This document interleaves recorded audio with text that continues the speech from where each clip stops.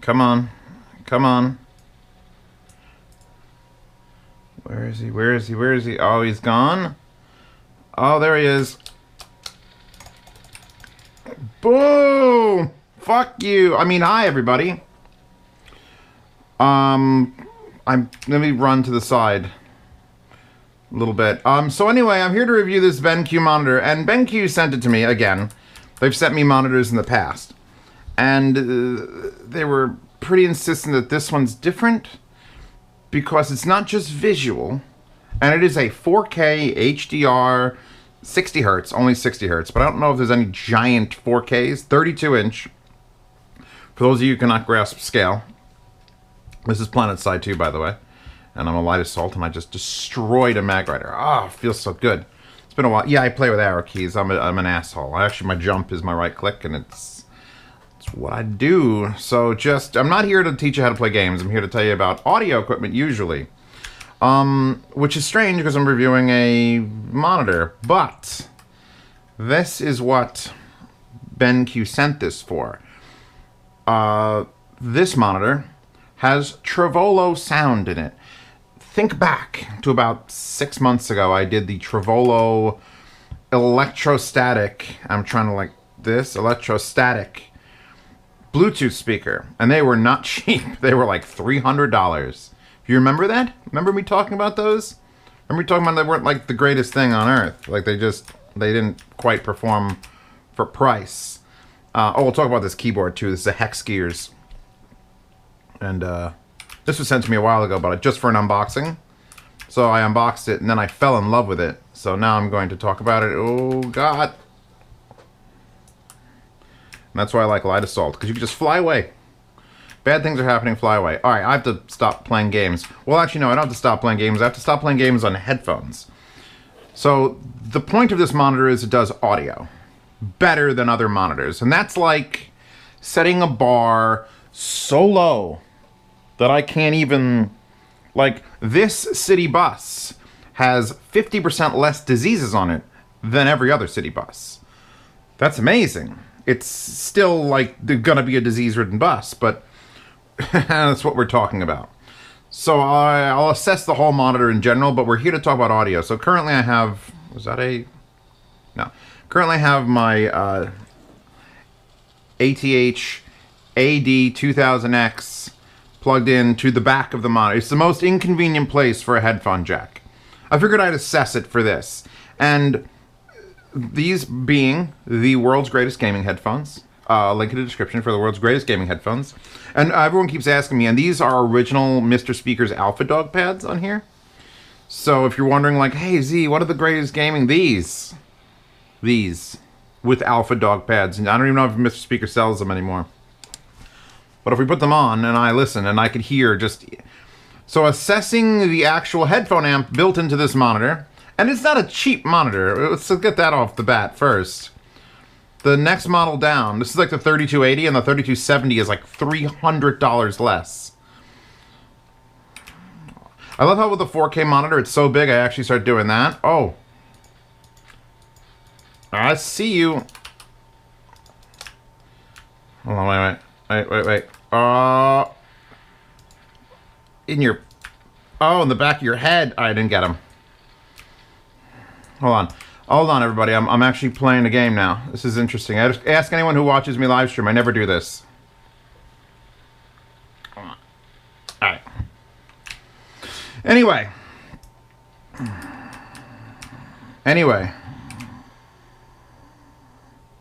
Alright. Enough.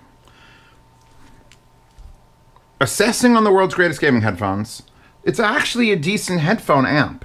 And I say decent, but not very powerful. This monitor has a volume wheel here, and you can see I'm at 40 out of 50. And the game is lowered slightly, but it's not like... Do not think you're going to get more than like 4x... Oh, actually 4xx people are saying need more power now. Assume if you have very lightweight, specifically designed for gaming headphones, it'll probably work on this. The only problem is the plug is that far up in the back. So you're not just going to randomly plug it into the front. They should have put it in the front to sort of exacerbate the fact that it's like it's for audio. But here, let's turn this up now. Put the beautiful headphones to the side. I miss playing with you, baby. And let's talk about the Trevolo. Actually, let's go back into combat with it.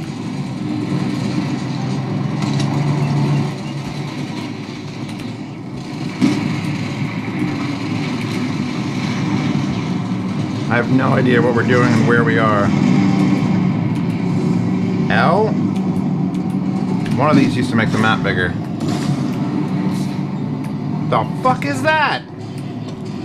I haven't played in a while, but there seems to be a black hole in this game. Shh, calm down.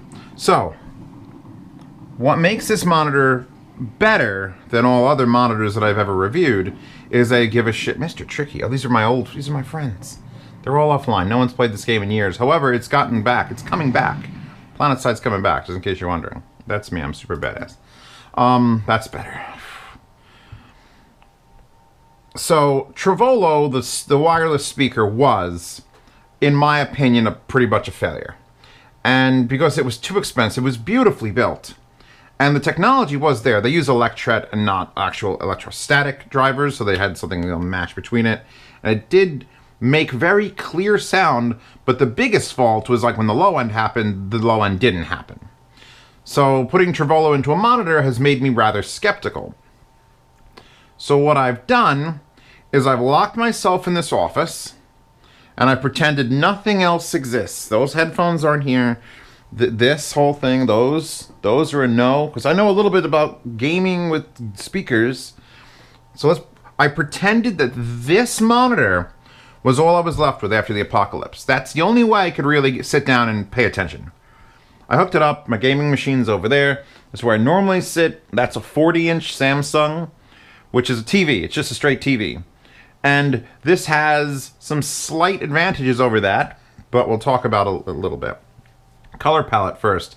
I've adjusted the monitor itself to be slightly less bright, which I could probably fix again, make it a little bit better for you people walking at home. We'll talk about the controls in the back, because it actually uses a nipple, like the Marshall Major 3s. That's just a little up, down, left, right. Perfect. Why doesn't every monitor have that? Oh, but the biggest, you want to know what the biggest joy that I've ever had was? This computer monitor comes with a remote fucking control. Sold. How much? $300, $700, $800? Sold. $1,000 sold. Which is strange, because that's one of the things I complained about when I actually talked about the BenQ monitors last time. Was that they give you this beautiful monitor and all these settings to play around with, but the buttons were all like oddly behind things and you couldn't navigate the menu. And now I could literally go menu, and I can go, it's just like a television. Just like that television that's a television, I have a remote control. Turn it on, change the brightness, contrast, color, all that stuff is available to me with a remote. And there's no channels. There is volume, because they do expect you to use this for audio. But this is nice. This is nice. You get input, picture, color, temperature, mute, audio, care. Why is nothing lit up? So I don't know. BenQ probably doesn't have many TVs on the market. I don't think I've ever seen a BenQ television. So they're really into monitors. In fact, DMS told me at work he uses a color accurate BenQ, and it says one of the best you've ever seen. Like as far as like it's like $1,200. And the next nearest thing is like $5,000. So BenQ is not. BenQ can at least make quality panels. This is beautiful. This is beautiful, and I have no complaints about the actual picture quality. I'm running HDMI into an actual DVI converter over there because I run out of display ports. The back of this unit has, I think, a standard display port, 2 HDMIs, and a USB-C. And the USB-C is a one-wire USB-C, which means if I had a laptop here, or if I had a newer graphics card that had a USB-C output, this monitor could have signal and power, I believe. I don't think my laptop will do it, which is why I didn't hook it up. So I still have it plugged in 110, but it should, in theory, be able to run completely and solely off a USB-C cable. Source, 60-watt USB-C connection. The monitor is currently using 21 watts to sit here. If I raise the brightness, it uses 28 watts. So a 60 watt USB-C connection should function. This monitor, this whole 32-inch 4K with HDR should work with a single cable. It's fantastic. So assessing sound, pretending that this is the only thing I'm going to get. I've been locked away in prison or on a deserted island, or the whole of the world has died and I'm here alone. And I've got this monitor to deal with. This is the only place I can listen to music. Okay, so I started with that and I started playing. I just whipped out Fubar and I'm like, okay, let's just...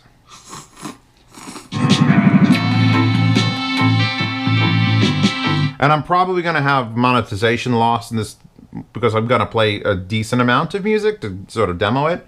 I was going to do a sound demo like proper. It's honestly not worth that. My words are going to be enough. Because I'm going to tell you, of all the televisions I've ever listened to for their audio, this is the best. And for all the buses filled with disease, this has the least. So, I mean... Let's see, we got Frankie Goes to Hollywood, we got Full Metal Alchemist. These are all the tracks, by the way, that I can use in sound demos. People are like, why don't you play this in sound demos? Why don't you play this in sound demos? I gather a small list from weeks and weeks of listening to just random equipment. And so, you know what, that'll probably be good in a sound demo. The first 40 seconds get through many, many different tones and everything else. Then I take those 10 songs and I put them on YouTube. I just film my speaker playing it, or a headphone around the GoPro. And I wait for YouTube to scream at me, tell me you're blocked in Japan and you're blocked in Kuwait and now you're going to be blocked in US. And once I go through those 10 or 12 songs, I figure out which ones are absolutely never going to be able to be played on YouTube. And I throw those away and then I add like 6 songs every few months. So all these songs in here should work without blocking the video across the world. They may still demonetize it. In fact, it's almost guaranteed to demonetize it. But, you know, I don't care if I play this song. All around me are familiar faces. Which is Postmodern Jukebox. I don't mind if Postmodern Jukebox takes some of my money. That's fine. They're great. I don't support them on Patreon or anything, so this is perfect. It's a great way for me to support artists I like. Let's start with how it sounds by default. It has several audio modes, so if we go into here, we go to audio. Then there's scenario. So we have live, pop, cinema, dialogue, vocal, game, and rock party. Rock/party. Which I don't know why those aren't separate things, because obviously rock is different from party. And if we change it... Faces, worn out faces, bright and early for their daily races. What bothers me about this selection is there's no flat. There's just scenario. And you have to decide, of these fucking 5, which one do you think you like? Because if you're doing gaming, what you set and how it's trying to disperse, because what this actually has, this monitor is a 2.1. And that's weird to say with my mouth, but it actually is. And one of the biggest changes that I noticed is if I put my flashlight on bright, you could probably see it in here. There is an actual opening pointing forward. Most monitors just have like a bar, there's just a bezel and that's it. So this actually has an opening. Actually, can I light it from behind?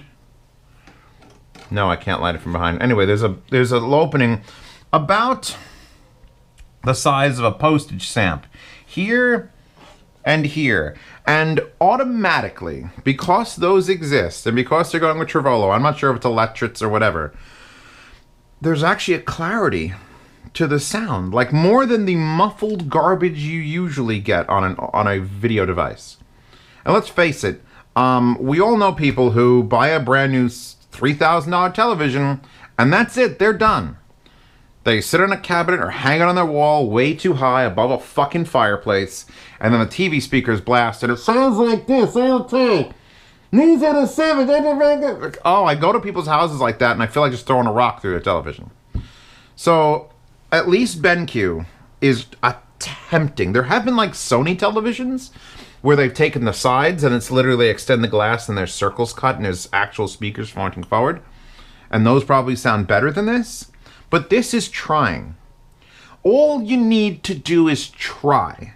Where the Trevolo wireless Bluetooth thing was a failure because it was too expensive and there was a lot of competition. There really isn't any competition for high quality sound coming out of monitors. So just giving a shit is automatically going to put you like 3 notches above everyone else. 2, don't laugh at this, 2-watt front and front down firing speakers. So there's a total of 4 watts facing me. Oh my God. And then 1 5-watt, they call it woofer. And what I've figured out from my examining of this is there is a panel here on the back, BenQ, and you can see there's, it looks like a grill. And again, if we take my probing flashlight, we could see, oh, there's a space there. There's some sort of cylinder there, which could be a driver, and then nothing else. And I actually got more information by looking down this vent, where we can just, I don't know how close I could see through this. We can just see down into the thing, and then it blocks, and then it goes back down into the thing. So it's just space, space, space. Then there's a strange box right here in the back. And I believe that's where the 5-watt subwoofer is. So stand back, ladies and gentlemen. We've got 9 watts of power in this monitor. And I haven't seen if it goes up when I start blasting music. Let's try that. So let's max the volume out at 50, which we're there. We're maxed out over here. I believe Windows should be maxed out. It is. I'm going to put on something heavy duty. Imogen Heap, Inglorious Bastards. Oh, there, Castlevania. 21 watts.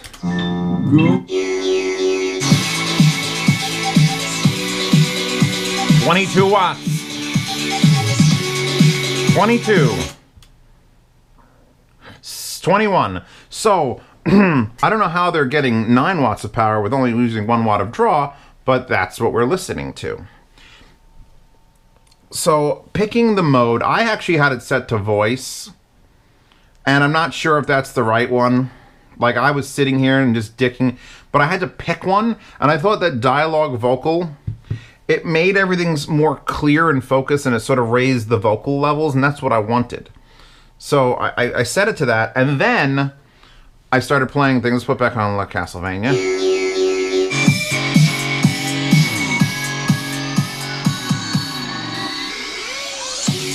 Rule number 1. Rule number 1, never play it at 50. Rule number 2, I really do like the fact there's a volume knob just right here. Like, it shows that that audio is an important part of this particular monitor. But there's still something missing, obviously, because I have that here. It's like, you know what that isn't? This. So let's get close as we can. And I started pulling out all the weird tricks and tips, and I started digging through. And if you didn't notice, there's cutting boards behind the monitor. And because that subwoofer is mounted back here, and because I was feeling it as I was playing it, it was vibrating, not the front of the screen. It wasn't trying to move the air this way. It was trying to move the back that way. So I didn't want to just shooting into some random thing. I'm assuming you'd have this on a normal desk against a wall. So I basically built a wall for you. You're welcome. And it did improve slightly by putting a cutting board along the bottom. These are giant cutting boards. And then I started playing around. Like, I was going absolutely berserk. I had foam wedges that I was like, what if I wedge foam under here so that, because it's a front firing electret, but there's still downward sound. If you tilt it, it changes.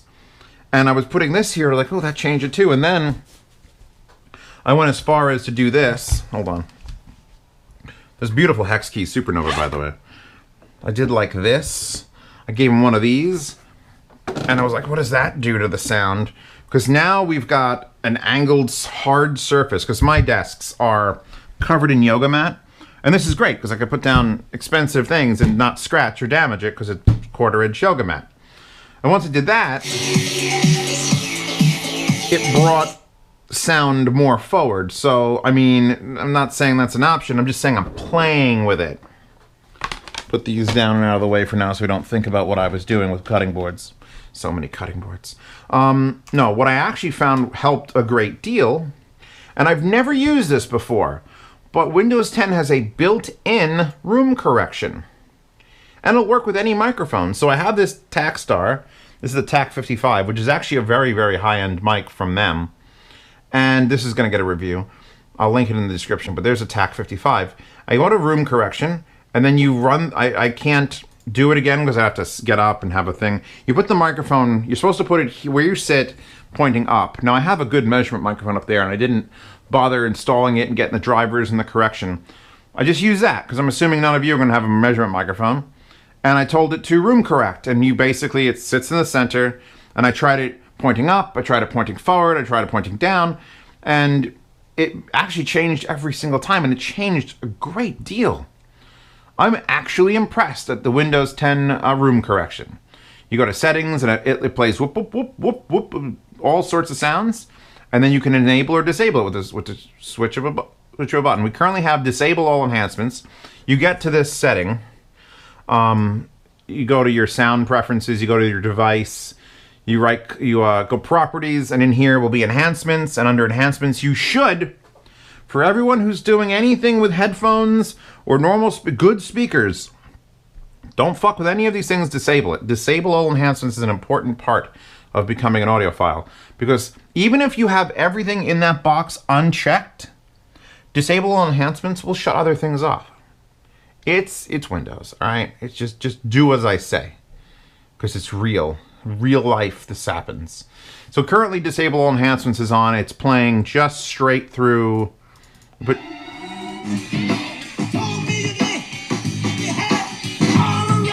got James Brown. Now let's put James Brown on, and I will put on the room correction while James Brown is singing that I currently have. Guys, James, fancy pants. Oh, very well.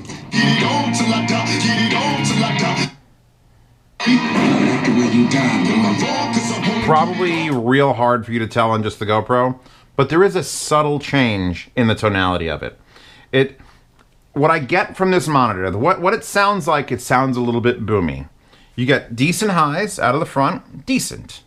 You're not going to beat a set of Mica MB42s, all right, with the way this thing sounds. But the fact that I can actually listen to music is a huge step forward. So you get treble forward. Then you get like a weird, basically the subwoofer from the back is shooting into the back, and it's taking over all the frequencies that it shouldn't be. Did I hit OK? I hit OK. I got to go back to this. Enhancements.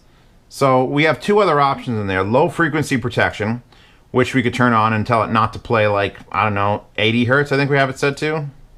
90 hertz? Because you're not just ever going to get 90 hertz out of the display. So that'll cut that off. And then there's loudness equalization, which I found when I turned that on sort of negated what room correction was doing. So we're going to leave that off. But we have now room correction on. I used this microphone. I told it was a flat mic. Then I told it wasn't a flat mic. And then I pointed it up, pointed it down. And I found whichever one seemed to work the best. Do with what you have. Hit OK. I'm going to hit OK. I'm committing now. I'm committing to being in this mode. And then let's just play something else.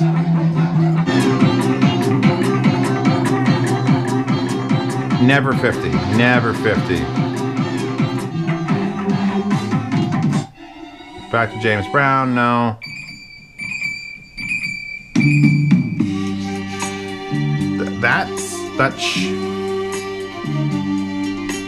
This music is fine.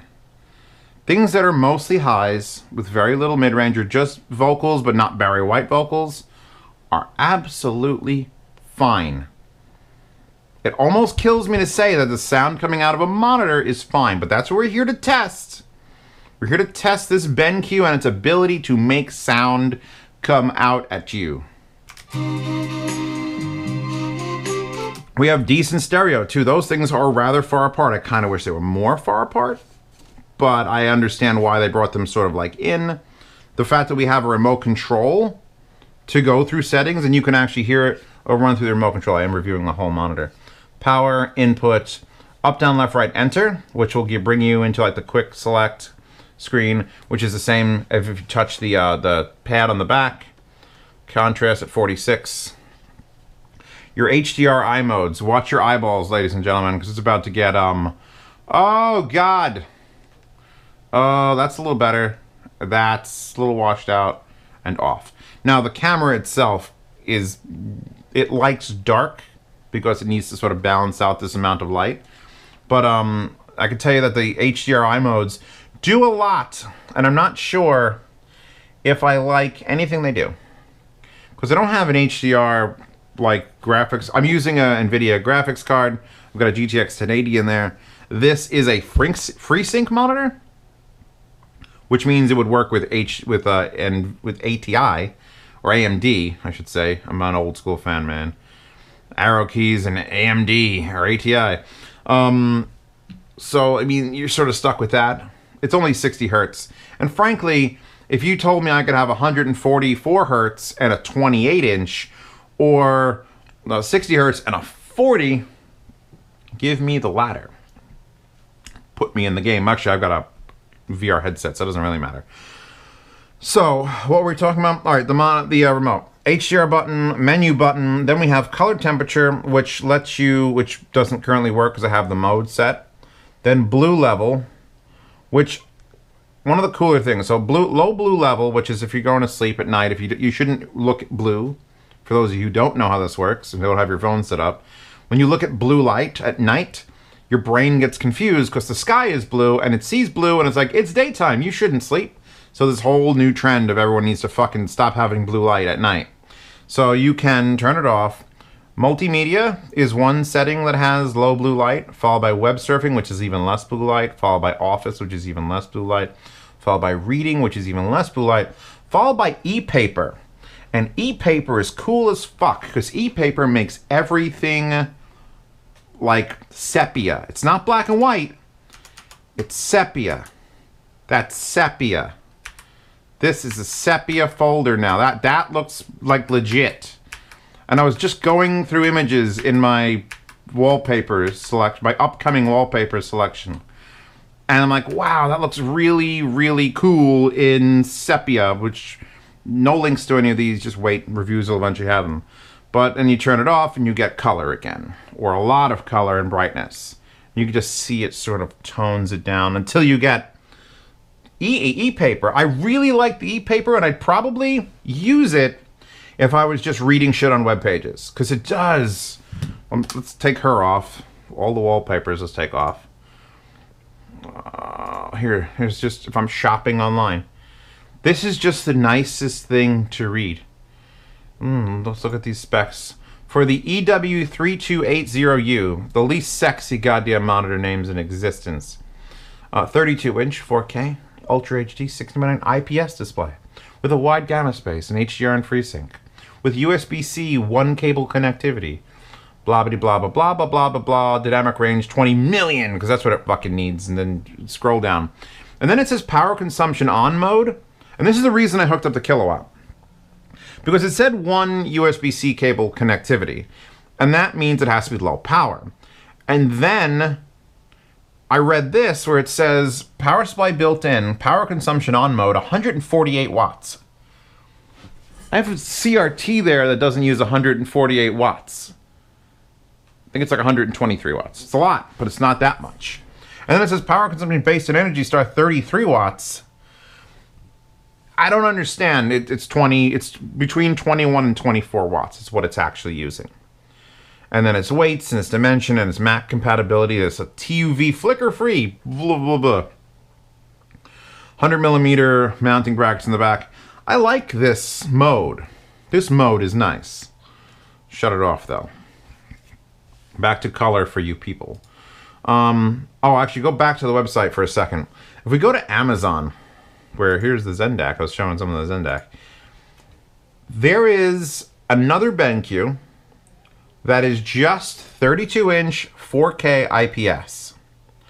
And it doesn't have the Trevolo sound, and it doesn't have USB-C integration. But it's $300 less. It's $400 for the cheap one. So I'm assuming it's the same exact beautiful screen without the extra audio and without the USB-C connectivity. Because this one is $800. I'm sorry, that's a $400 change. That's not a $300 change. I did math wrong. It's $400 to $800. So this is a step. If that price difference is specifically for the audio, I'm gonna laugh. Because the audio is legitimately okay. This is Whiplash from Hollywood Principal. I don't want to play it at 50, but I feel like it's quiet still. I can lower it here and raise it here. You see, I was getting some breakup because as much as they worked on this, putting a 5-watt subwoofer in the back of your monitor means it's gonna rattle. It just is. And it does rattle. It just does. Not all the time. Only on certain songs will I actually hear like a vrr, vrr, vrr. And I can squeeze the top of the panel and it goes away. So it's like it's trying so... I could feel the conflict between the people developing the sound and the money men being like, no, it's too expensive. If you look in there, if you look back down the hall, the subwoofer box that I can see is bolted like 8 times, like 4 on each side. Big rubber washers in there. Like between the screws and the plastic mount that's holding it. Someone took some care. If the Trevolo Bluetooth was any indication, someone took some care in trying to integrate this sound to make this sound. They probably put a team of 12 people in charge of this for a couple months. And what they came up with is decent. A front-firing tweeter with down-firing mids and a rear-firing quote-unquote subwoofer. And it's very efficient because I wanted to still be able to use USB-C, so they had like a 60-watt window. So they came up with 9 watts for just audio.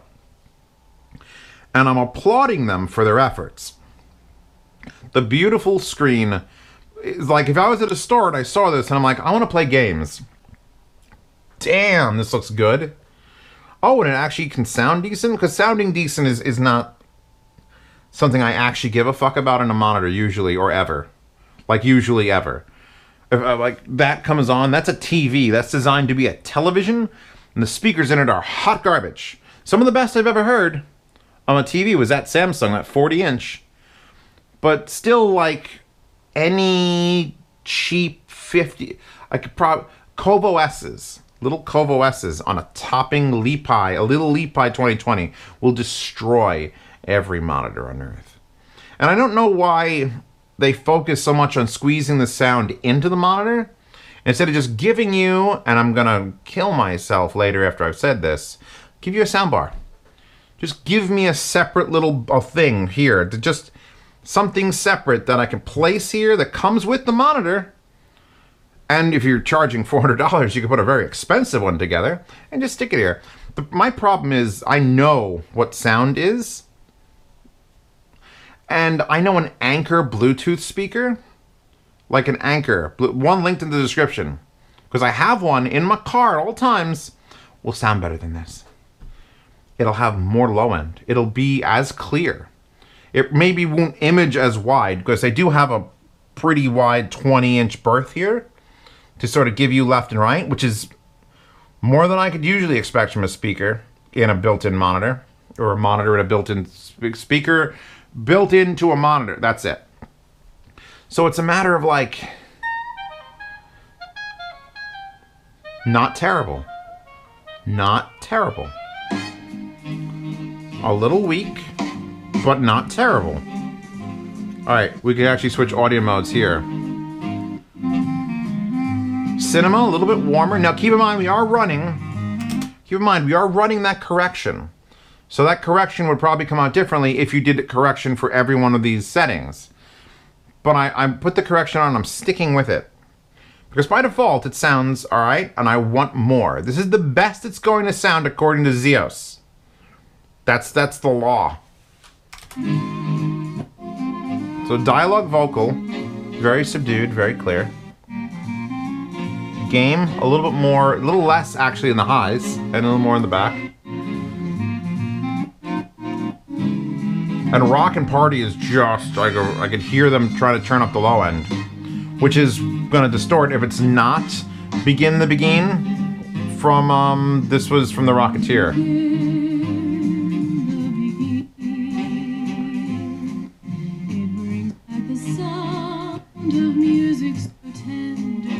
Yeah, dialogue vocal sounds the closest thing to flat to me. And if you're playing music in it, you probably want to pick one of the other settings. But I was watching YouTube videos. I was actually watching people speak most of the time. Because that's what really bothers me, is when I'm just watching something random. I'm not coming here to play FLAC on this monitor. I'm doing it now, obviously. But if you're judging it, you're usually going to assess by a voice. My voice, or Philly DeFranco's voice, or some Princess Pasta's voice, any voice. And the vocal setting does indeed cut out a lot of the bullshit in the background. And you could focus on it. And it actually sounds decent, like it's fine. Fine. F-I-N-E. Fine for vocals. Not loud, obviously. You're not gonna hear this across a large living room. It's not designed for that. Just like the Trevolos were not designed for that. Those were designed to go right here and play quietly and gently with good quality. And as soon as you took them out of their comfort zone, they shit the bed. And this is designed to play as a computer monitor right in front of you. And if you push it too hard, well, you really can't. Taking it up, and this little knob goes pretty smoothly down and up. So if I put it to 50, I notice little nagging, like it's just the sound of plastic and seams vibrating. And what won't happen in James Horner? It brings back a night of tropical splendor.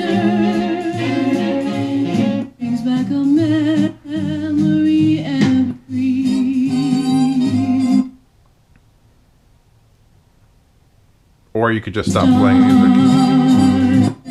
And now my shore and orchestras play.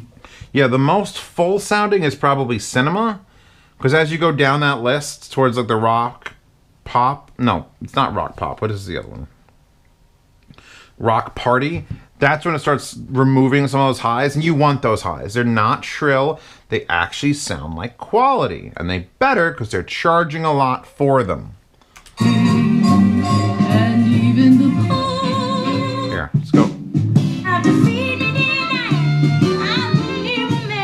I could actually hear the DSP built into the monitor trying to hold back loud sounds. Like, it's definitely got a compressor built in because they've learned that you're just going to distort. You try to play it loud, and some sounds that violin can play loud, but then her voice comes in and there's a drum behind it, and they're definitely going, oh, nope, none of these frequencies right now. And it's just perfectly holding everything back, which is why when you raise the volume to 50, you really notice that. If you take it off 50, you bring it back down to 40, which is where I like it. Then when the drum hits, it's not past the comfort zone. The DSP can calm down. The DSP is basically a police officer in this scenario. You have perfectly flat signal that wants to come out of it, but you're making it louder and louder and louder, and all of a sudden it knows bass, that's the first to go. We got to hold that back. And then, you know, mid-range is fine, except, oh, she's yelling too loud, and it starts pulsing down the mid-range. So don't run it at 50. Max out all your sources, max out your YouTube, max it, and then just... Don't you mess with me. That's fine. I actually, the best validation I can give to this monitor is I had it playing, and I walked into the other room, and I made breakfast or a sandwich or something, and I came out, and I was walking in here, and I just heard music. And I went, oh, I love that song. And it wasn't like a vengeful rage that, oh my God, I hate that it's playing on a fucking monitor. No, it's fine. Fine is the word. In fact, the title would probably have the word fine in it. Because I'm okay with the way this sounds. I'm okay with the way it looks. I'm really okay with the way it looks. In fact, it makes me look there and wonder if I have to recalibrate my Samsung. Real quick. So the bottom is mute and volume. Fine. Fine is the word. I want to complain a little bit. Or compliment a little bit. Brightness is currently at 8. Contrast, I have a... I will link this in the description. There is this image, which I built 12 years ago to calibrate my monitor, or calibrate TVs, because I couldn't find one that suited my needs. And I just went to Paint Shop Pro and I drew it. I drew a circle. That's to check this, because I was, you know, back when the day when I was doing everything on a CRT. The fact that a circle was actually up to you. So that's there. And then there's these boxes in the center. I'll explain real quick how to use this, because let's combine it with the Hex Gear Supernova review, which this thing uses the white box keys. And it is a full metal keyboard, like full metal top and bottom. And I just love. What did I just do? Oh God. Save changes, no. I love, oh, that's risque. Ah, it's a tiger. No, that's a leopard. What are you? Risque and leopards. They're all wallpapers. Eventually they'll all get used. Anyway. The way I designed this was circle, individual dots. Again, CRTs, focusing and whatnot. These outer white bands are contrast. If you're going to use this, if you're going to go to the description and use this, in fact, I'll link to this timestamp in the description. What you do is you turn your contrast up. Keep turning up all the way to 100. And these bars of white should turn into solid white blocks. And then as you lower it, the darkest parts will appear and you'll see them grow. You'll see darker and darker until you can see the delineation between this and this and this. All these three. Once you can see this last two, and there's 4 parts. It's here, here, here, here, here, here, here, here. And I have them on the edge because you usually get weird contrast in the center, so they're on the edge. And you'll just be able, as soon as you can see the delineation between these last two, your contrast is set. Don't go any higher, which is why it's 46 in this monitor. Also, real quick, don't think that if I have this monitor and you have this monitor and I tell you it's 46, that yours is 46. Panel changes, altitude changes, signal source voltages, all that shit means every monitor is different. I hated going online and people say, I got this TV, what's good settings for it? I got this sandwich, what's good settings for it? No, it's completely different. The pig that died and the bread maker had a cold that day. You need to assess in-house individually. It's the only way this works. Oh, I want to point out that I like this monitor. Doesn't show my reflection. It is a matte screen. Back to this. So these color bands are actually not doing the best right now. They're designed to be perfectly smooth with no like there's a horizontal line in there, which means that the colors cannot all be displayed. That's 16 million colors there in a big, beautiful, soft pattern. And if you see lines forming, like there's some here in the purple, and there's a very, very stark one right there, that means you have one of your color settings off and it's doing too much. And I do have some color settings tweaked in this. I may have to go back and tweak them again. Basically, you could change some color settings with it just bleeds, and all of a sudden this red thing becomes a block. You want it to be a nice, smooth gradient. This is not the worst I've ever seen. It's decent. I've got overscan markers on the edge with green, and then counting lines every 3 or 4 pixels, which this was a 1080p image. And there's no 1080p screens anymore, so now it's been blown up to 4K. So if I redid it fully, I'd have to go and make that a little bit smaller, less tolerant. And then this inside the circle is where it gets interesting. Because, I don't know if you can see it, but around this section here, there's boxes of darker, and it's not black here. It's black here, and then there's like 5 individual rings of gray. And then up here you can see it's just like the side white bars where it goes box, box, box, box, box, lighter and lighter and lighter. Here it goes from almost true black. This is true black is the background. Almost true black, a little bit lighter, like 1%. Brighter, brighter, brighter, brighter, brighter, brighter, till you could see it. And that you adjust with basically backlight, brightness, sometimes gamma has to get involved. I do have the gamma shifted, I think, not on 2.2. And then this center section, I don't know how you'd actually focus this. You have to have really trained eyes. These center 3 gray squares are perfectly neutral, 128 gray. And then this has a red tinge, this has a green tinge, and this has a blue tinge. So those should have no color tinges matching any of these other blocks.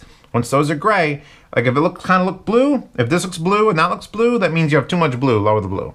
I actually do have the red slightly down. That was one of the things I touched. But yeah, this was how I calibrate monitors. I just sit here and stare at it. You don't look at Ed as much as you want to look at Ed and make her do this. By the way, this is fast on image viewer if you want to download it. I'll link this in the description. You could look at red, like red, and I could tell you from looking at that, and I tried to see it on the GoPro, that's orange and that's red. So this is doing a way better job at getting that color to appear correctly. Let's see, other things coming up. You can't go wrong with that. Oh, I found this one. I love this one. I can't wait to use that in a review. I don't know who drew it, but they're crazy. Oh, we got the Konosuba guys. They're having a good... Actually, I have that printed out on the wall in the other room. And then we got some, like, some cute ones coming up. So, wallpapers are coming. But, back to...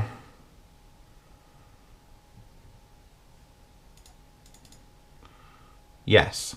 Back to things. Where was I? Menu. So, picture, contrast, sharpness. Okay. So, sharpness on a monitor. Let me explain this. I'm just going to keep talking. You guys can shut this off at any point. Sharpness on a monitor should be at 0 in the middle, and then have positive and negative numbers. And it's a digital display, which means if it's 2048 by 1530, whatever it is, it's 3860 by 20, no, it's 2160 by 3840. It knows exactly what color that pixel should be and where it is. That one right there. You see the pixel I'm talking about? I know you can see it. That means that sharpness doesn't exist. If you have an off resolution, like old CRTs needed a sharpness because they didn't know it was like throwing electrons at it and you had to focus them.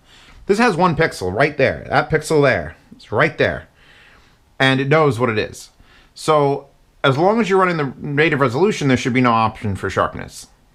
But since they all have options for sharpness, I have to talk about them. Now, like I just said, it should be 0 and then positive numbers and negative numbers. Instead, sharpness starts at 5 out of 10 and it goes down to 0. And I sat here painstakingly looking at images and text, and 5 is indeed as close to 0 as possible, and I don't like it. There was some very weird edge aberrations that were happening, and I went to 0 and it actually looked a little bit fuzzy. It never got like blurry, but I didn't like 0 either, because a lot of times I go to someone's television, it's a modern television, their sharpness is at 30 out of 100, I put it to 0, it's perfect. Some TVs bring you to 0 and let you go blurrier, and then let you go sharper. You should never go sharper. Once it's perfect, it's perfect. You should always go either softer or just right to 0. Now on this, where it's 5 out of 10 and 5 is perfect, it's a little bit confusing. I took it to 4 because I thought what it was doing with the edge of text was a little bit too crispy. I brought it down 1 notch, 4, maybe 3. On other televisions, it shows up on 30 and it's literally doing edge enhancement. And it's like, fuck no, 0. Oh, there it goes. 0 is perfect. Never soft, just perfect. I'm going to rage a little bit about settings on monitors. This is an AV channel. I very rarely get to do the V. That's also annoying. Like I bring up the menu and it's like 1 1000, 2 1000, 3 1000, 4 1000. I can't even make decisions that fast. So let's see, if I go into the picture and I go to sharpness and I go over to sharpness and I go down to 4, 1 1000, 2 1000, 3 1000, 4 1000, 5 1000. Hey, 6 1000. At least it's longer, 7 1000. So it's about 7 or 8 seconds. I don't know if that's even an option I can change. Let's go to the system and see if it... So it's the OSD setting display time. There we go. It's set to 10 seconds. See? Nice. Language. English? Hell no. We want Polish. No, I don't want Polish. On-screen display lock. DDCCI is on. Auto input switch is on. Auto power off is off. LED indicator. There is an LED indicator. Down here, it's very subtle. It's one of the most subtle power indicators I've ever seen on a monitor. That one that I use for reviews has got a blue LED that even on like the lowest setting is too bright. So the fact that this has like this gentle white, it's a bar. It's like a night sight on a rifle. It's a beautiful like bar, and you could just see this like millimeter high by 3 millimeter wide white dot. And it's beautiful. And it's one of the nicest power indicators I've ever seen. So let's see, go back to that. We're leaving that on. I love that. Resolution notice just when you turn it on. Information if you want to know what's going on is fine. Reset all, hell no, please don't. Custom key. Now there are keys in the back of this. And I'm going to just feel them for you right now. There's 1, 2, and then a knob. The 2 up top are the custom keys that you can assign. And you could choose it to be input or color mode or, let's see, color mode, blue light, MBook, standard, audio scenario. You could have it change that with the custom buttons. So I'm not going to mess with those because I really don't care. We have a remote. We're good. Now I care. iReminder, it'll literally remind you to check your shit every 30, 45, or 60 minutes. Blue low light I have set to the e-paper because it's the one I'm going to use the most. Then there's a color weakness option, which I've never seen. But it's for people who have a color weakness in their vision. They don't see red well enough, or they don't see green well enough, and you can actually adjust the monitor just with that setting to be less or more. Then we're back to audio, which has scenario, volume, and mute. I don't know why mute's buried in here. Who needs to mute in the 6 clicks of an option?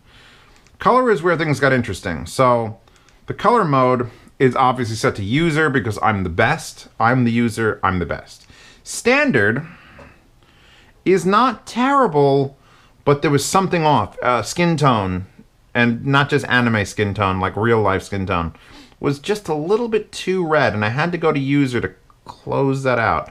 MBook, again, still not bad. And then that color weakness is like, this is when you can't see. They all look like they got burned in Hiroshima. And then there's Rec 709, which makes them all look green and sick, which might be the closest to it's probably the closest to my user setting, but a little bit too subdued. And then there's low blue light, which I have set to e-paper, which all the girls look good in, black and white. By the way, this show, because I started watching this show, had an amazing animation the first episode. And then, oh my god, downhill. Just forever and ever and ever. HDR mode we played with. Color temperature, I basically have it set to user defined, which you have the option of reddish, bluish, or normal. And I went into user defined and I just cropped. Here's the weirdest thing about this color defined RGB. I'm going to keep moving back and forth so it doesn't shut off the menu. This starts at 100. You get user defined color temperature. And I'm like, all right, they're all at 100. So I lowered them all to 25. And even though I have the brightness at 100, or had it at 100, it literally murdered the brightness of the monitor. Like, this takes away physical brightness on top of the brightness setting of the monitor. If you want to fuck with somebody who has a BenQ, you go to their color temperature, you user define everything to 0, it'll just be black. And they won't know how to fix it. Because brightness would be at 100 and they won't be able to fix it. And they're just like, oh, what? So I have it 85 on red, 88 on green, and 89 on blue. That was my final choice. And then here in advanced, we get gamma, which I have set to 2.4, which is probably what's messing up my color banding. Because gamma will do that. And gamma is, it's hard to define what gamma is. It's sort of like, it's like a contrast, but not. 2.2 is probably where it should just be. It should probably be 2. Did I close it? No, I didn't close it. Just you're up. Go back down to the bottom. Where was my demo? There's that one. There's this one. See, at 1.8, we can blatantly see the selection of contrast. And then you lower it down, it gets worse and harder to see. So I'm going to actually set it to 1.8 so that you might be able to like make out the full pattern. Because again, it changes also in environment. I was playing with this monitor today in the light with sun behind me. And look at that. There's one that now here's the thing. On the angle, you could totally see that square should be barely visible, and it's not. But once you get in front of it, it sort of evens out. I probably have to lower this a little bit down. I haven't calibrated the monitor in like a year. And you'd need to do that. You need to. Monitors burn in. They change. They are not the same. My projector the bulb in it is not the same as it was last month, and it's not the same as it was 6 months before that. So every once in a while, I look at my projection and go, why is everyone green? Because the bulb is literally changing hue. You got to go in there and change it. That, I haven't looked at this in a long while. Probably could use a little bit less brightness. Maybe change the gamma on there. I get real technical on those on that monitor because it's my daily. This one, I'm sitting here for a couple hours. That doesn't look bad. Now, we do have a light directly above it shining down, but I've done some testing with, like, trying to block out the light, and really, there's almost no difference. Like, you're seeing that with me, right? So even having like a 150 watt equivalent bulb shining straight down on it, the anti-glare coating is doing a fantastic job. This is gonna be like a 70-minute review. I don't care. It's fine. You either come for Zeos and stay for Chewbacca, or leave. Just leave. Input, you have the option of DisplayPort, USB-C, HDMI 1, HDMI 2. We're in HDMI 2. I've gone through everything here except for in the advanced mode, you get dynamic contrast, which will disable brightness and contrast, and then just base it on a camera in here or a sensor in here. It says, oh my god, the sun's out. Make it brighter. Oh my god, it's dark out here. Make it dimmer. It can be fine. I usually don't. Display mode, full aspect ratio. Overscan. I hate that this option even exists. If I turn on overscan, like literally we're at the edge of this white bar and the circle's cut off top and bottom.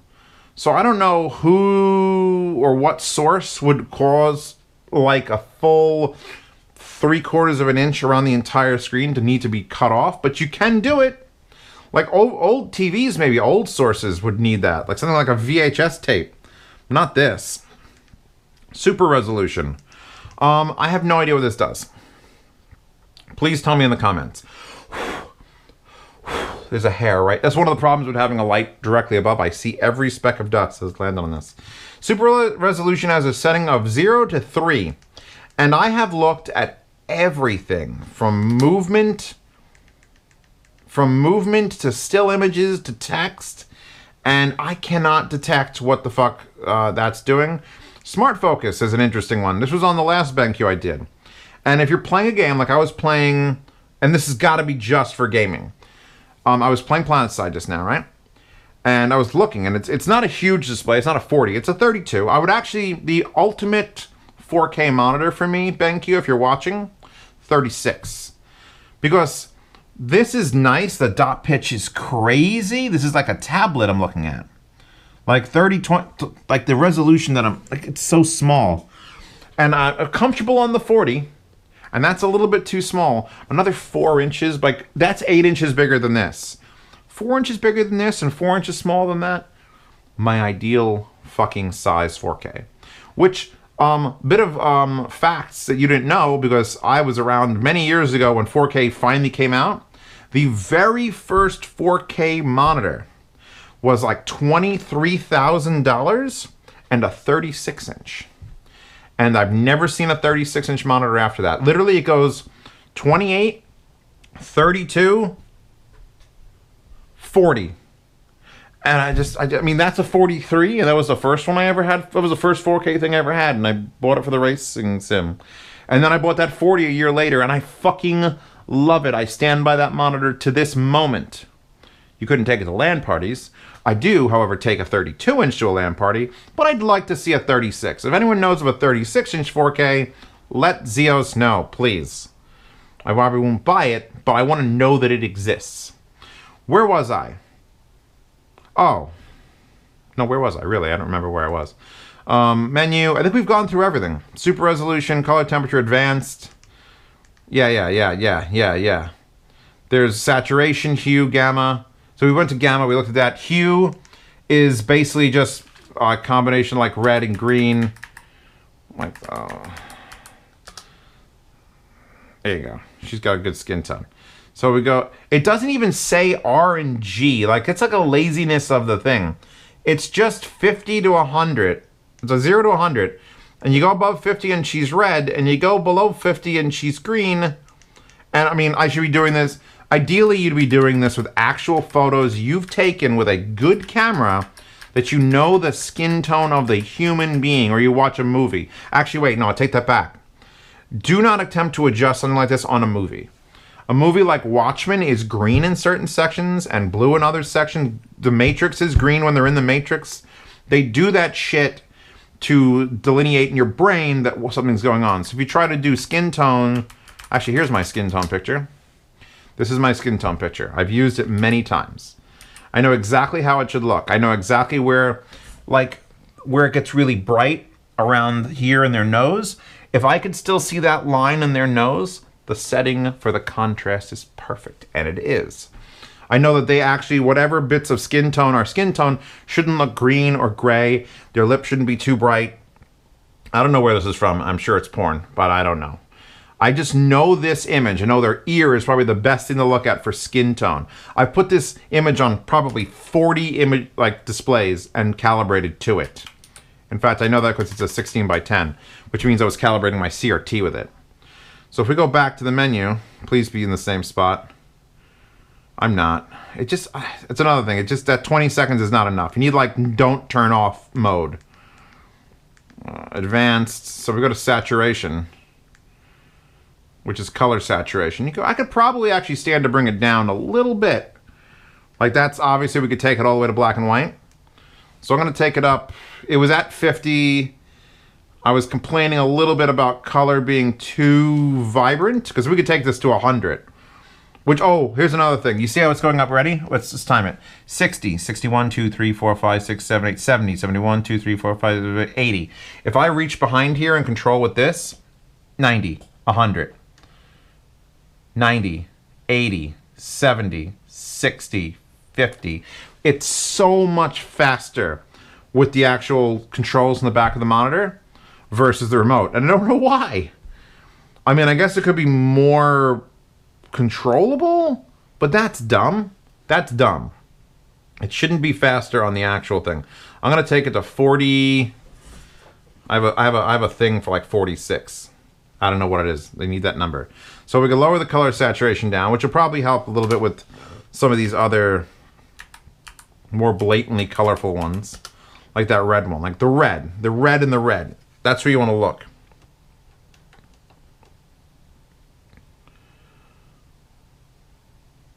Ugh. Actually, you know what? Where's that?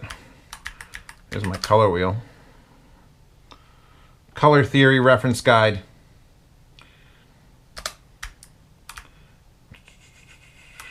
Back to here.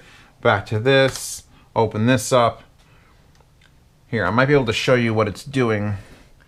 So this should be 16 million colors, and I could still see the lines. But if I push this up past 50, what's going to happen is it's going to try to add colors where there can't literally be more color. We're at 100 now, and you can just see there's horizontal lines in almost everything. And there shouldn't be any horizontal lines. This fades perfectly smoothly. I'm not looking at the number right now. I'm just going to adjust this till I think it's right, which is a hell of a thing to do as a human being. Yeah, 48. So I picked 46. That's not bad. I've been doing this a while. There's reset color. There's AMA, which I knew what this was for the last BenQ review, and it's set to premium instead of high or off. So I'm going to set it to off, and then you get to choose the RGB PC range between auto detect 0 to 255 or 16 to... You see how much blacker the blacks get in the back? I don't know if you can actually pick that up. Basically, the range of color inputs, it can either crop the brightest and darkest and average everything out a little better, or give you full range, which you could see how much more disappeared it is when I set it to crop, because now the blackest bits are gone. And I'm a real neutral video guy. I like a little bit of color in my audio. That's obviously. But if you're giving me a display, fuck off, make it neutral. That's why I have that GDM FW900, but the Silicon Graphics version. When I calibrate that, just get ready for 3 hours of me not talking to you because I'm touching things. I worked the battery in this GoPro so hard it's bulging. So I guess I should make these videos shorter. This is a freebie video for me because no one's gonna really watch me review a monitor. They don't care. They don't want to know how it sounded. I tried to get through that in the first 20 minutes or so. whatever minute we're at, 70. Are we at minute 70? I feel like I could talk about monitors forever. It's like talking to Mike Stolklasa about fucking Star Trek. As soon as you get that ball rolling, it never fucking ends and you all die. So you're talking to me about calibrating displays, and you think that I care about audio. Yeah, I like audio, but if I ever made it to Cydia, oh my God, would I talk about calibrating displays. And I wouldn't even talk about it in like the correct way, like what actual professionals would talk about, because I would just bullshit about it. All right, back to what I was talking about. So yeah, I don't remember getting out of the screen, minimizing this. One of the last problems I have, and it shouldn't be a problem, but it is if we, I'm gonna go back to this, let me zoom it out all the way. That's a black screen. That's black. Everything is black. If I move my mouse, what they've done is they've made it bezel-less, so it doesn't look like there's any bezel. There's like an 1/8 inch piece of plastic that goes around. It's very nice. It's not true, because you can actually see where the screen ends. My mouse hits it and that box pops up, and there's like a 1/4 inch or like 5 millimeters, 6 millimeters? Echo, what's a 1/4 inch in millimeters? 1/4 inches is 6.4 millimeters. It looks like 6.4 millimeters of black. There's just black, and it's very hard to see the delineation. That's the point. It's to look beautiful like when it's off. When it's off, it's like, oh, it's got no bezel. It's perfect. When it's not off, then you could see it. Then I could see where that line is. And I've been using some web pages and apps, and I go to move my mouse, up into that 6.4 millimeters because I can't see, because everything's dark. Now my interface here is set to like steam green, which by the way is amazing, because when you full screen steam green, it's just green. It's military green. It's just some sort of military, I have a military workstation. It's what I have. And that's great, because people who use YouTube, or, well, you can't help, as far as I can tell, you cannot help. Oh, excuse that. You cannot help Amazon. But if you go here, and you don't have the light switch installed to shut the shit out of YouTube, you're a masochist. That's a magic actions for YouTube. I'll link that in the description as well. But like if we go, and I open up one of my videos, 1500 Neumanns, and you could just listen. Listen to that 70 millimeter driver. Hold on. With 100 hours of battery life, and I'm assuming 100 hours. There's vocals, much clearer, and probably lightweight music. But see, that's how I was judging how to listen to it, how to listen to this monitor. Still, if it's half that, 50 hours clear. 50 hours of everyday use. Still clear on game. 50 hours is too straight. Then it's like a little bit covered with Rock Party. That means Friday, 6 o'clock, you get to work. You just start playing music. Saturday at 6 o'clock. So dialogue vocal, obviously, if you're watching any sort of content on the internet. But here, actually, this is where it was happening. My tab bar is on the top of my Firefox. Actually, my tabs are here on the side. But it's still on top, and I can get rid of it, but it keeps resetting every time the goddamn thing updates. And I would go to click it, and it's black against black, and I just would constantly try to go up past it. It's a slight hindrance. It's just the smallest little hindrance and annoyance. And it's just like, please. I almost wish there was just a bezel. I think I can stop talking about this monitor now. We are pretty good. We are solid with these are all upcoming. You can't. These are all upcoming. They'll be used on the television in the living room. But I'm giving you a slight preview because I go through 4K ones so much slower than the vertical ones. The vertical ones I go through one every like 3 days. But these, much less so. So enjoy those while we get there. The overall summary I have for this monitor is it's absolutely gorgeous looking. Couple little niggles that I could play around with in the background, like the control, the fact that it has remote control so I could just sit back and in the comfort of my arm resting down, brightness, contrast, color, up, down, this. Saturation, do I like it here? Just solves the world. However, they also got rid of the stupid, like, multiple buttons and put in a joystick. So even if you had to do it just totally back here, you could actually navigate it rather easily. Like, I can get places and do things real easy. Like, real easy. Not enough red. Usually, when something doesn't look right, you just add more blue. Add more blue. How's that? Too much green? Nope, now they look red again. Like, this is my day. It was just spent doing this. Like, one click up and down on green. Okay. Confirm. And there's power. The power switch is back there. I think BenQ has tried pretty goddamn hard to make this thing a sellable item with the sound the sound mods they've added. Did it completely succeed? Not quite. It doesn't get loud enough, and I know why. If it got loud enough, it would literally just vibrate the monitor to pieces. I don't like the BenQ shape thing either. It's a bean. I cannot fault them for how it looks. It is fucking stunning to look at. I look at that and I'm like, all right, yeah, okay. But then, oh, that's what skin tone looks like in colors and contrast. I wish it had more options to adjust, to calibrate it. A lot of that Vizio, that 43-inch has the most options I've ever seen on a television. Like, you're able to adjust like 16,000 different settings and different parts of color. It's just unfathomable amounts of adjustment. And this is a little bit less. Still has enough. I could still lower the saturation. I could still change individual white balance colors. That's usually enough. But we're here to talk about USB-C connectivity. Is like, you either want that or you don't. You either want to connect this monitor with one USB-C cable, because that's what's important to you, not the fact that, you know, you have to plug it into the 110. That's great. That's an option. And the fact that it sounds decent is another option. Another, well, super severe point of interest. I don't know how many of you are going to be actually listening to this.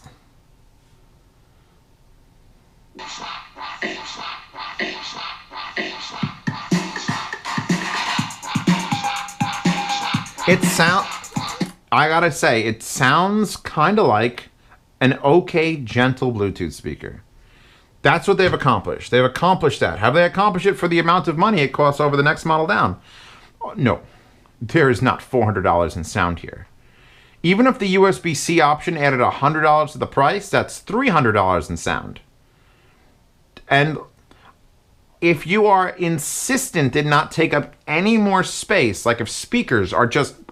How could you even suggest speakers? They're so gaudy. Then I guess you're paying $300 for what is essentially, okay, maybe $70 Bluetooth speaker. Because that's what it sounds like. It sounds like that Anchor I linked in the description. In fact, the Anchor I linked in the description can get louder. Because I brought that to a pool and you turn it up and it's fucking rocking it. And this is just... How do I not have that set? Oh, I'm hitting function.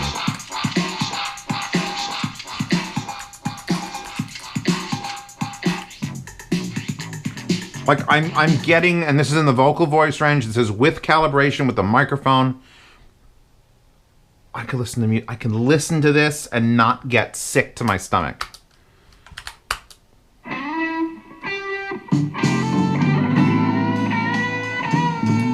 I'm not ill from this. I'm not upset. We got decent stereo imaging. Do I want to watch, you know, Fury Road on it? No. But a YouTube video, shit's just playing in the background. You maybe have some music going on while you're typing up an essay. It's fine. It's fine. Did I mention that this keyboard has some of the nicest backlight glow I've ever seen? This Hexgear Supernova. Because it's not like I have other keyboards, like that one's my original, and this one is sort of like a softer, more I don't know, pastel color. And it has all the options. You can have a chase and everything else. It's just a pain in the dick to figure out how to make things go. Change breathing brightness style. You can, there's also this ring around the outside is individually customizable, and it'll do color chase and everything else. I'm not going to do it for you. I don't review keyboards for a reason, because I hate reviewing keyboards. I will say it's one of the nicest keyboards I've ever typed on. Which, how could I type? How do I make the type go? Oh God, my emails. Oh God, I've got, oh look, YouTube copyright owner content claim, because apparently the song Oblivion is claimed by Audio Salad Merlin in my modded M1060C review. Fantastic. Fantastic. It's just fantastic. These white keys are amazing. And they make a great sound. Yeah, no, alright. So I've done the BenQ. This is like the most solidly built metal. Just, I love this keyboard. I fucking love it. I fucking love this keyboard. This feels like, and I've used one, a Model M. It is like a modern Model M keyboard. And I could think that's it. You can't give a better short 1 second review of a keyboard that it feels like a Model M. My scroll lock keeps going on. I will say this. I'm a greasy guy, and these keys have all turned shiny. They were all dull. Like, you could see this plus key I don't hit very often. And everything else is sort of like, And as far as why do I play with keys, arrow keys, and not WASD, is I don't know. It was just something, when I was growing up, it was just, I wanted to be able to put my hands on nothing and then have access, especially Gary's mod. When I would play Gary's mod, it would literally be my pinky on these 5. I had access to 6 keys up here, and then the entire numpad would be to control things. So it was just easier that way. It was just easier. All right, I'll go see a therapist or something. A therapist. Anyway, this has been the Hex Key Supernova, and this has been all the emails that I'm ignoring. There's only 91 of them. I love reviewing my actual computer, because I can see there's 91 emails. This wallpaper, which you've been staring at lovingly, in 4K, in the description. This monitor, I'm not sure if BenQ is letting me keep it. I actually do have the other BenQ monitors that they sent me, the other 32. So maybe I'd put that in a yard sale. So I'll see. I'll ask my family if anyone needs one of these first, but there's a chance of that. If you're interested in supporting this channel and possibly getting something like this for on the cheap, the $5 tier on the Patreon and Subscribestar both let you into the yard sale from the 1st to the 10th of every month. I usually just find a bunch of products that I've had lying around or companies have sent me and I don't need anymore. Here you go. Please buy them.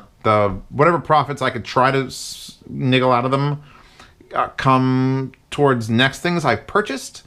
Things like the frames and those and those. So check that out. I answer any questions you want on platform. So if you're on Patreon, I'll answer your questions there. If you're on Subscribestar, I'll answer your questions there. You also get to see these reviews early. I don't think there's going to be a huge run on these monitors, but there's a lot of products that if I like them, they gone. The Rebel amp, you remember that? Yeah, my patrons got to that first. There was like 5 left, and then there was none left, and now that it's public, there's never going to be any left. So that's why you get on that train first. The $10 tier puts you into the private Telegram chat, which is filled with like 190 people, which is actually great because it means they're paying my rent. And they know everything about everything first, and they make suggestions, and I do them, and they ask me questions, and I answer 5-6 times a day. If you ask me a question on Patreon or Subscribestar, I usually check like once or twice a week. I can't handle that many questions all the time. The ones in the $10 tier, they get their things first. They're behind the scenes. They're everything. There are higher tiers. Those higher tiers will be used to organize a sort of headphone exchange box thing. I haven't worked out the details yet, and I'm going to keep saying that. I made like 4 videos in the last 5 days, and I keep saying I haven't worked out the details, so I'm going to have to work out the details so that you could understand the details, because there's going to be several very expensive headphones floating around on the in the post office here and there to different people. And if you want that, that's where the higher tiers come in. So that's it. Check out Hi-Fi Guides. Check out Hi-Fi Guides forum. I don't think we should have a PC section there, like something to do with just computers. And I'd probably put this more into the PC section than I would the audio section. Yes, it's focused on the Trevolo inboard audio, but it's a beautiful monitor first. You're paying for this, for these. Best girl, by the way, is her. You're paying for this, and then the fact that it does audio decently is like third bullet point down. Oh, and it has, 9 watts of 2.1 sound built in. Okay, great. It's okay, great. It's okay. It's fine. It's fine. Anyway, this has been a very long video, and I hope you all enjoyed it or didn't. It really, I'm just going to do videos now, and if they're real long, they're real long. I'm not going to concern myself. If I worry about how long a video is, like right now, I'm just babbling for another extra minute. Gotta throw that extra minute in there. You don't have to watch it all. Just start it, get the point across. Some people just I love to watch Mahler's videos about how shitty Star Wars is. 5 hours on one movie. And I could sit there and listen all day. It's like my hobby. I love hearing people complain about movies. That's my thing. Complain about how shitty movies and TV shows are. Game of Thrones, he did like 3 episodes. The 5th episode of Game of Thrones season 8 was a 2-hour and 47-minute video. And I enjoyed every second of it. So if I enjoy videos like that, maybe you do too by hearing me bitch about BenQ or praise them. It's sort of like a good balance. BenQ hasn't upset me with this. They're at least trying. Although, I think next time BenQ, take the speakers completely out of the monitor, and when I unpack it, I should get like a little pair of speakers I could put down and plug in, and then that'll be fine, because that'll be better than putting it in the monitor. Why does it have to be in the monitor? I don't understand why it's got to be inside the monitor.